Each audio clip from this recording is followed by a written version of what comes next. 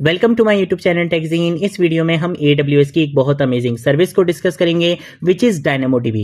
इस वीडियो में हम थ्योरेटिकली डिस्कस करेंगे कि DynamoDB की सर्विस क्या है, क्या इसकी इंपॉर्टेंस है, इसको यूज करने के क्या बेनिफिट्स होते हैं, क्या इसके कोर कॉन्सेप्ट्स हैं। इन सारे इंपॉर्टेंट कॉन्सेप्ट्स को हम थ्योरेटिकली इस वीडियो में डिस्कस करेंगे और कुछ इंपॉर्टेंट इंटरव्यू क्वेश्चंस भी आपको इस वीडियो में मिलने वाले हैं। ठीक है, तो आपने इस वीडियो को स्टार्टिंग से लेकर एंड तक जरूर देखना है। अगर आप लोगों ने अभी तक इस प्लेलिस्ट को एक्सेस नहीं करा है तो भाई जल्दी से इस प्लेलिस्ट को एक्सेस कर लो, ज्यादा से ज्यादा शेयर करो, क्योंकि यहां पर आपको डेवऑप्स का चैंपियन बनाया जा रहा है। ठीक है, तो इस प्लेलिस्ट को जरूर एक्सेस करो, ज्यादा से ज्यादा शेयर करो। सबसे पहले तो हम डिस्कस करेंगे कि ये DynamoDB की सर्विस है क्या।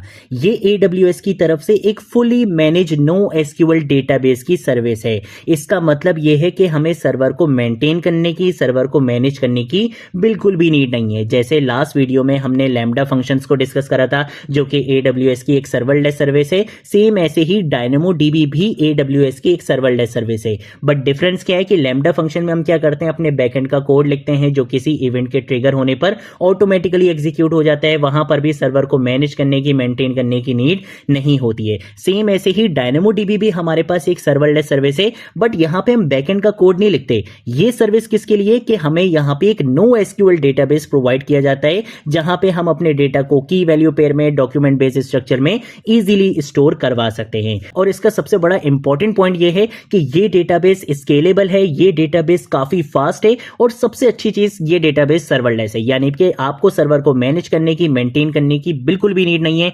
AWS इसको क्या करेगा, ऑटोमेटिकली खुद मैनेज करेगा, खुद मेंटेन करेगा। आपको मैनेज और मेंटेन करने की नीड नहीं है। और ये बहुत ज्यादा फास्ट है, स्केलेबल है। आपका डेटा इंक्रीज होगा, इसकी ऑटो स्केलिंग खुद यहां पे AWS खुद मैनेज करता है। आपको अपने डेटाबेस की स्केलेबिलिटी के ऊपर काम करने की नीड बिल्कुल भी नहीं है, नहीं आपको इसकी परफॉर्मेंस की टेंशन लेने की नीड है। ये सारी चीजें आपको AWS आपसे प्रॉमिस करता है कि मैं आपको फुली मैनेज NoSQL डेटाबेस की सर्विस प्रोवाइड कर रहा हूं, आप इसको अपनी एप्लीकेशंस के साथ इंटीग्रेट करवाओ और मजे करो।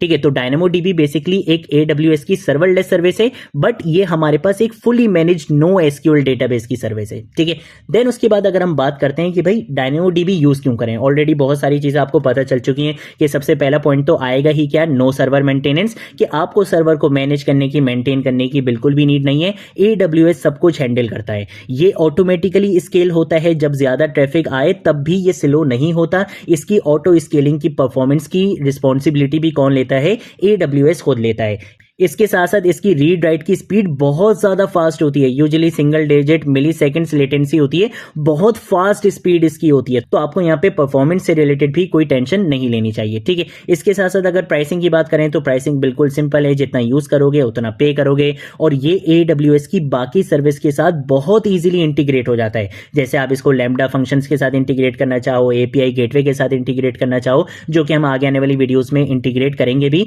तो ये AWS की दूसरी सर्विस के साथ बहुत इजीली इंटीग्रेट भी हो जाता है। तो ये क्या है, बेसिकली इसके बेनिफिट्स हैं, जिसकी वजह से आपको AWS का ये DynamoDB यूज करना चाहिए। यहीं पर ही अगर हम बात करते हैं कोर कॉन्सेप्ट्स की, तो DynamoDB में हमारे पास कुछ कोर कॉन्सेप्ट्स आ जाते हैं, जैसे कि टेबल, आइटम्स, एट्रीब्यूट्स, पार्टीशन की, सॉर्टिंग की। ये हमारे पास क्या होते हैं, इसके कुछ कोर कॉन्सेप्ट्स होते हैं। अब यहां पर आता है एक बहुत इंपॉर्टेंट इंटरव्यू क्वेश्चन भी, और यहीं पर ही आप एक चीज में कंफ्यूज हो जाओगे। आप बोलेगे यार आपने मुझे एक चीज गलत पढ़ा दी। क्या चीज, या तो यहां पे ये गलत लिखा हुआ है टेबल, या फिर आपने यहां पे मुझे ये गलत पढ़ाया है NoSQL। क्योंकि आपको बहुत अच्छे से पता है, जो लोग MongoDB पढ़ के आ रहे हैं या फायरबेस के NoSQL डेटाबेसेस को पढ़कर आ रहे हैं, या कोई भी आपने NoSQL डेटाबेस पढ़ाओ, तो आपको पता है कि NoSQL डेटाबेस में तो टेबल्स का कॉन्सेप्ट ही नहीं होता।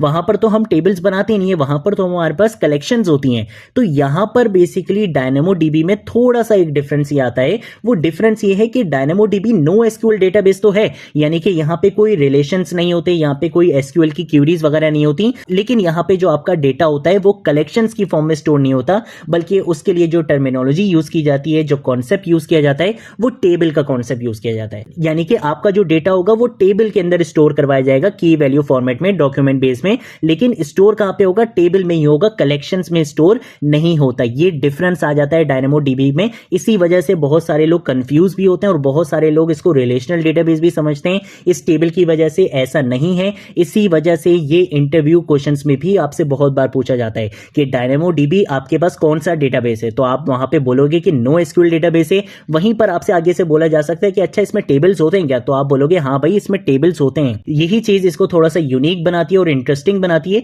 कि DynamoDB एक NoSQL डेटाबेस है, लेकिन ये टेबल्स को क्या करता है, सपोर्ट करता है। यानी कि आपका जो डेटा होता है वो टेबल के अंदर स्टोर होता है। यहाँ पे आइटम्स का मतलब क्या है कि हर रिकॉर्ड या एंट्री को आइटम कहते हैं। जैसे एसक्यूएल की लैंग्वेज में हमारे पास रॉज होती थी, वैसे यहाँ पे क्या होते हैं, आइटम्स होते हैं। एट्रीब्यूट्स का मतलब क्या है कि हर आइटम की फील्ड, जैसे कॉलम्स होते हैं ना हमारे पास, नेम हो गया, ईमेल हो गया, ये सारी चीजें हम कॉलम्स बोलते थे एसक्यूएल में, यहाँ पे हम क्या बोलते हैं, उसको एट्रीब्यूट्स बोलते हैं। जिस तरह से एसक्यूएल में हम प्राइमरी की का कॉन्सेप्ट यूज करते थे जो आपके डेटा को यूनिकली आइडेंटिफाई करती थी, सेम ऐसे ही यहाँ पे हम कॉन्सेप्ट यूज करते हैं पार्टीशन की का। ये एक यूनिक वैल्यू होती है जो हर आइटम को आइडेंटिफाई करती है।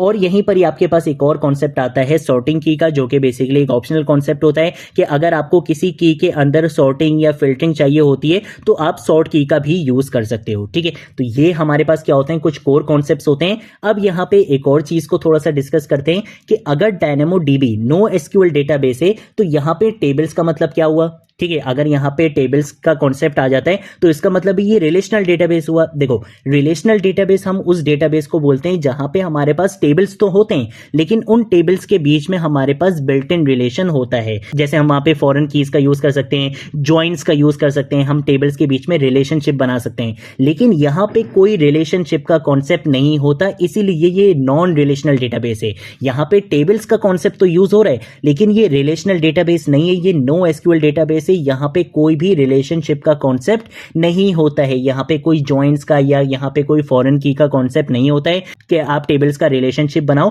बल्कि आप क्या करते हो, ज्यादा से ज्यादा डेटा अपने टेबल में स्टोर करवा देते हो। टेबल्स के बीच में यहाँ पे कोई बिल्ट इन रिलेशनशिप नहीं होता है। तो आपसे इंटरव्यू क्वेश्चंस में पूछा जा सकता है कि भाई DynamoDB में अगर टेबल्स का कॉन्सेप्ट होता है इसका मतलब है ये रिलेशनल डेटाबेस हुआ, या आपसे ये भी पूछा जा सकता है कि भाई क्या हम मल्टीपल टेबल्स के बीच में रिलेशन बना सकते हैं, तो आप बोलोगे कि भाई DynamoDB NoSQL डेटाबेस है, रिलेशनल डेटाबेस नहीं है। इसमें हम अपना डेटा टेबल्स की फॉर्म में स्टोर जरूर करवाते हैं, बट यहाँ पे कोई बिल्ट इन सपोर्ट नहीं होती है टेबल्स के रिलेशनशिप की, इसलिए ये नॉन रिलेशनल डेटाबेस है। यहाँ पे कोई फॉरेन की या जॉइंट्स वगैरह का हमारे पास कोई कॉन्सेप्ट नहीं होता है, ये नॉन रिलेशनल डेटाबेस है। यहाँ पे टेबल्स के बीच में कोई रिलेशनशिप नहीं होता है। ठीक है, तो बस ये छोटे मोटे पॉइंट्स आपको पता होने चाहिए, ये आपसे इंटरव्यू क्वेश्चंस में पूछे जा सकते हैं। नेक्स्ट वीडियो में हम इसकी प्रैक्टिकल एग्जांपल्स के साथ इंप्लीमेंटेशन भी स्टार्ट करेंगे। अगर कोई चीज नहीं समझ आए नीचे कमेंट सेक्शन में पूछ लेना, सोशल मीडिया अकाउंट्स पे पूछ लेना, मैं जरूर आप लोगों को रिस्पॉन्ड करूंगा। अब मिलेंगे नेक्स्ट वीडियो में नेक्स्ट टॉपिक के साथ, तब तक के लिए बाय बाय।